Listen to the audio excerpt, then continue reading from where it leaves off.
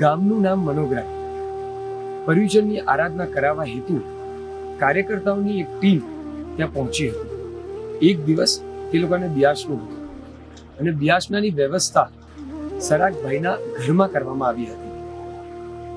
અને ત્યારે એ ભાઈઓને દૂધ ગરમ કરી આપવા માટે સરાગ શ્રાવિકાએ ગેસ ઉપર દૂધ મૂક્યું અને કોઈ કારણસર તે દૂધ ફાટી ગયું, વાપરી શકાય તેવું ન રહ્યું. અને આશ્ચર્ય હવે જોવા જેવું છે. ઘરમાં એક ગ્લાસ દૂધ પહેલેથી જ હતું અને એ દૂધ એ ઘરમાં રહેલા 5 વર્ષના બાળક માટે હતું.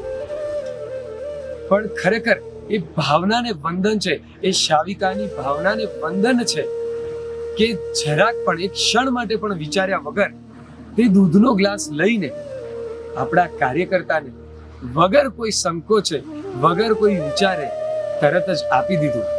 અને પાછળથી જ્યારે ખબર પડી કે ઘરમાં એક જ ગ્લાસ દૂધ હતું અને એ પણ પેલા 5 વર્ષના નાના બાળક માટે, ત્યારે એ બહેને જવાબ આપ્યો કે એ તો દૂધ કાલે પણ પી લેશે, પણ આપને તો બ્યાસનું છે એટલે સૌથી પહેલા આપના માટે આ દૂધ છે. મારો છોકરો કાલે દૂધ પીશે. ખરેખર આપણા ક્ષેત્રમાં તો આવી ભાવના, આવી ઉદારતા જોવા તો નથી જ મળતી, પણ આપણા સરાગ ભાઈ બહેનોની આવી ઉદારતા જોઈ, આપણા પ્રતિની આવી લાગણી જોઈ એમને નતમસ્તક વંદન કરવાનું ઈચ્છા થાય છે.